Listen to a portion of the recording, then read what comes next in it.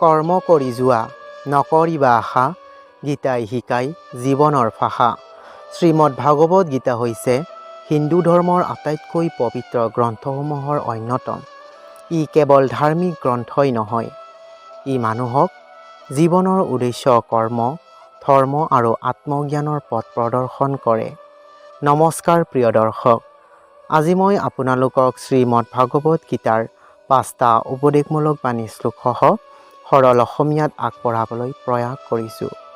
অনিচ্ছাকৃত ভুল ভ্ৰান্তিৰ ক্ষমা বিচাৰি গীতাৰ এই মহান উপদেশসমূহ আপোনা সবৰ ওচৰত আগবঢ়াইছোঁ।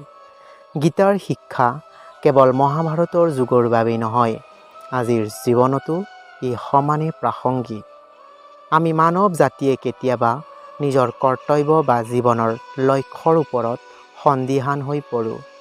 এই সন্দিহান অৰ্জুনো মহাভাৰতৰ যুদ্ধৰ সময়ত সন্মুখীন হৈছিল।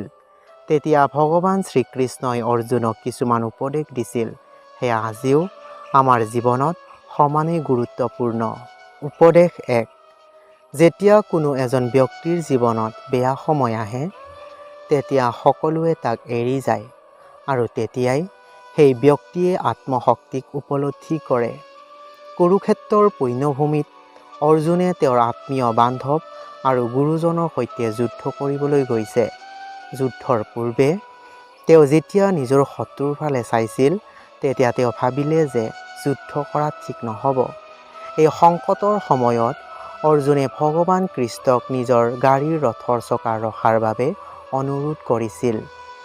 তেওঁ চিন্তা কৰিছিল যে যদি তেওঁ যুদ্ধ কৰে, তেন্তে তেওঁ নিজৰ ভাই, ককাই আৰু বন্ধুৰ বিৰুদ্ধে যুদ্ধ কৰিব লাগিব। এই চিন্তাত তেওঁ মানসিকভাৱে ধৰ্ম সংকটৰ সন্মুখীন হয় আৰু যুদ্ধ নকৰাৰ সিদ্ধান্ত লয়।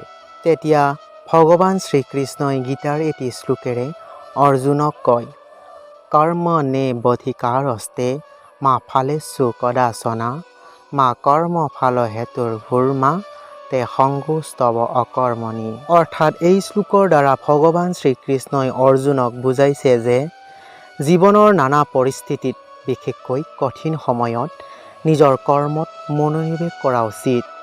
বেয়া সময়ত যেতিয়া সকলোৱে এৰি যায়, সেই সময়টো আমাৰ ভিতৰৰ শক্তি চিনাক্ত কৰাৰ বাবে এক সুযোগ। এই সময়ত ব্যক্তিজনে নিজৰ উদ্দেশ্য, কৰ্ম আৰু নিজ শক্তিৰ ওপৰত কেন্দ্ৰীভূত কৰি আগবাঢ়িব লাগে। আমাৰ কষ্টৰ সময়ত অন্যসকলৰ সহায় নাথাকিব পাৰে। তেতিয়া নিজৰ আভ্যন্তৰীণ শক্তি, কৰ্মৰ ওপৰত বিশ্বাস আৰু সঠিক দিশে আগবঢ়াটো উচিত। এজন ব্যক্তিয়ে জীৱনলৈ সঠিক দিশে আগুৱাবলৈ নিজৰ শক্তি চিনাক্ত কৰাটো অতি আৱশ্যক। উপদেশ 2। আপোনাৰ চিন্তা, ভয় আৰু সকলো সমস্যাক ঈশ্বৰক সমৰ্পণ কৰক। তেওঁ সেই সকলোবোৰ দূৰ কৰিবলৈ সক্ষম। ভগৱান শ্ৰীকৃষ্ণই গীতাৰ শ্লোকত কয়, সৰ্বধৰ্মান পৰিত্যাজ্য মামেকং শৰণং ভজ আহং তা সৰ্বপাপেভ্যো মোক্ষয়স্য। শ্ৰীকৃষ্ণই অৰ্জুনক কৈছে যে সকলো ধৰ্ম আৰু কৰ্তব্য ত্যাগ কৰি মোৰ আৱৰ্তীত হওক, মই আপোনাক সকলো পাপৰ পৰা মুক্তি দিম। জীৱনত যেতিয়া আপুনি সমস্যাত বা বিভ্ৰান্তিত পৰে, তেতিয়া সকলো চিন্তা আৰু ভয় ঈশ্বৰক সমৰ্পণ কৰাটো সৰ্বশ্ৰেষ্ঠ উপায়। অৰ্জুনে যেতিয়া ভয়ত পৰি যুদ্ধ কৰিবলৈ অসমৰ্থ হৈছিল, তেতিয়া কৃষ্ণই তেৰাৰ চৰণত সমৰ্পণ কৰিবলৈ কৈছিল। যেতিয়া আপুনি আপোনাৰ চিন্তা আৰু ভয় ঈশ্বৰক সমৰ্পণ কৰে, তেতিয়া সেই সমৰ্পণৰ ফলত আপোনাৰ ভিতৰত এক শান্তি আৰু স্থিৰতা আহে। ঈশ্বৰে সেই সমস্যাবোৰ দূৰ কৰিবলৈ সহায় কৰে আৰু আপোনাৰ মনে শান্তি লাভ কৰে।